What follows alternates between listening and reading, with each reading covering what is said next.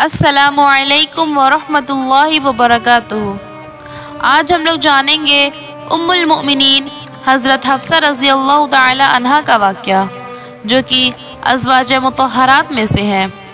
حفصہ رضی اللہ عنہ حضرت عمر رضی اللہ تعالی عنہ کی صاحبزادی تھی، اور آپ کا سلسلہ نسب کچھ یوں ہے۔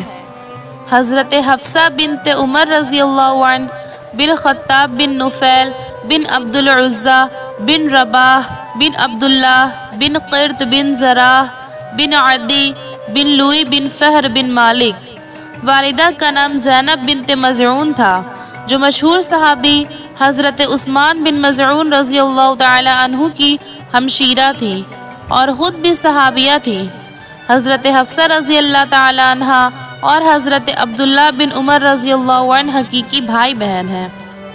حضرت حفصہ بعثت نبوی صلی اللہ علیہ وسلم سے 5 سال قبل پیدا ہوئی۔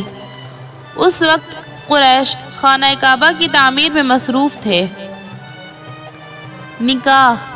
پہلا نکاح خنیس بن حذافہ سے ہوا، جو خاندان بنو سہم سے تھے۔ اسلام۔ ماں باپ اور شوہر کے ساتھ مسلمان ہوئی۔ ہجرت اور نکاح ثانی۔ شوہر کے ساتھ مدینہ کی ہجرت کی۔ غزوہ بدر میں خنیس رضی اللہ تعالی عنہ نے زخم کھائے اور واپس آ کر انہیں زخموں کی وجہ سے شہادت پائی۔ مدت کے بعد حضرت عمر رضی اللہ عنہ کو حضرت حفصہ رضی اللہ عنہ کی نکاح کی فکر ہوئی، اور اسی زمانے میں حضرت رقیہ رضی اللہ تعالی عنہ کا انتقال ہو چکا تھا۔ اس بنا پر حضرت عمر رضی اللہ عنہ نے سب سے پہلے حضرت عثمان رضی اللہ عنہ سے ملاقات کی اور ان سے حضرت حفصہ رضی اللہ عنہ کی نکاح کی خواہش کی۔ انہوں نے کہا، میں اس پر غور کروں گا۔ چند دنوں کے بعد ملاقات ہوئی تو صاف انکار کر دیا۔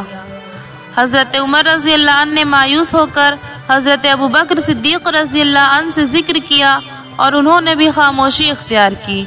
حضرت عمر رضی اللہ عنہ کو اس پہ بھی رنج ہوا۔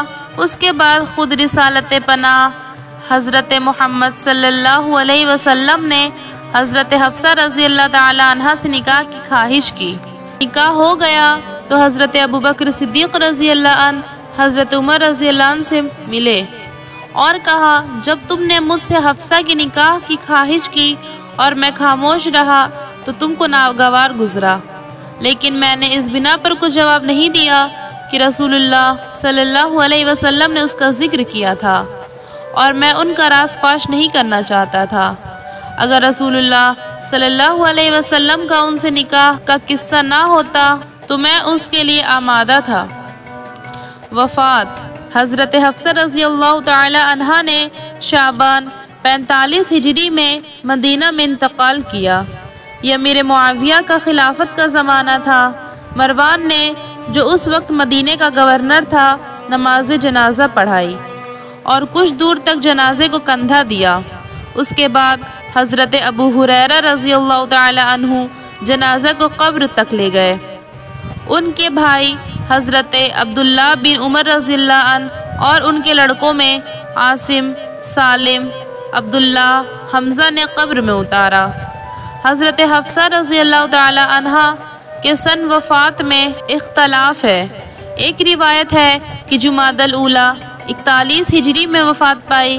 اس وقت ان کا سن 59 سال کا تھا، لیکن اگر سن وفات 45 ہجری قرار دیا جائے تو ان کی عمر 63 سال ہوگی۔ ایک روایت ہے کہ انہوں نے حضرت عثمان رضی اللہ تعالی عنہ کی خلافت میں 27 ہجری میں انتقال کیا۔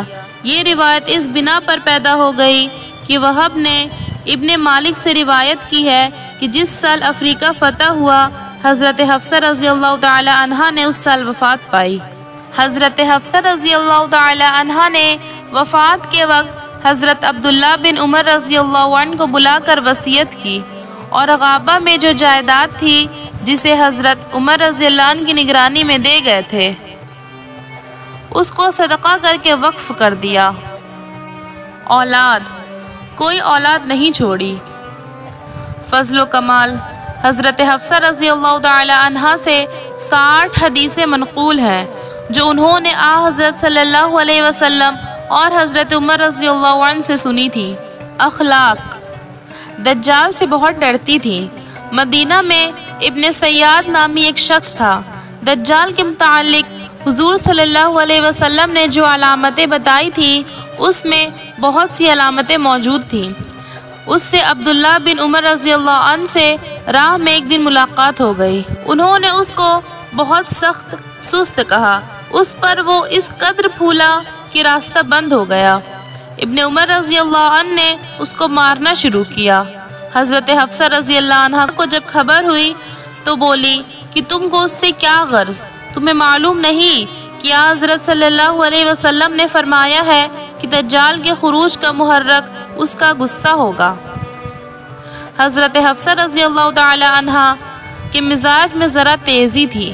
حضرت عائشہ رضی اللہ تعالی عنہ اور حضرت حفصہ رضی اللہ تعالی عنہ، حضرت ابوبکر صدیق رضی اللہ عنہ اور حضرت عمر رضی اللہ عنہ کی بیٹی تھی، جو تقرب نبوی صلی اللہ علیہ وسلم میں دوش بدوش تھے۔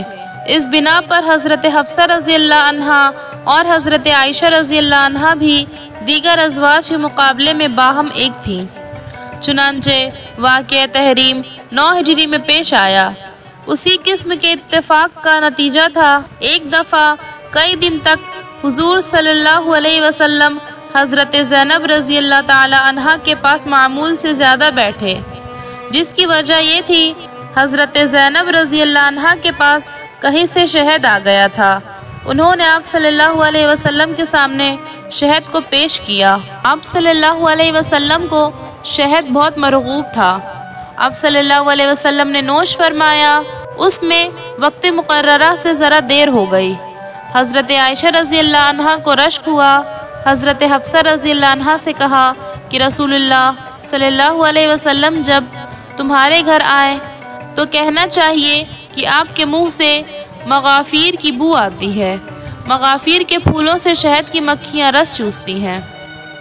حضرت صلی اللہ علیہ وسلم نے قسم کھائی کہ میں شہد نہ کھاؤں گا۔ اس پر قرآن مجید کی یہ آیت اتری جس کا ترجمہ یہ ہے کہ اے پیغمبر، اپنی بیویوں کی خوشی کے لیے تم خدا کی حلال کی ہوئی چیز کو حرام کیوں کرتے ہو؟ کبھی کبھی حضرت حفصہ رضی اللہ تعالی عنہ اور حضرت عائشہ صدیقہ رضی اللہ تعالی عنہ میں باہم رشک اور رقابت کا اظہار بھی ہو جاتا تھا۔ ایک مرتبہ حضرت عائشہ رضی اللہ عنہ اور حضرت حفصہ رضی اللہ عنہ دونوں حضور صلی اللہ علیہ وسلم کے ساتھ سفر میں تھی۔